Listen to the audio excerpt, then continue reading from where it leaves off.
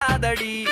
ராத்திரி நேரத்துல கூத காத்து வீசுது மச்சினி தலைமுடியோ உடம்பில் பட்டு கூசுது ராத்திரி நேரத்துல கூத காத்து வீசுது மச்சினி தலைமுடியோ உடம்பில் பட்டு கூசுது பப்பாளிக்கா பழத்தை போல பளபளன்னு இருக்கிற பச்சை புள்ள மனச நீயும் இரும்பு போல உருக்குற வாடி ராக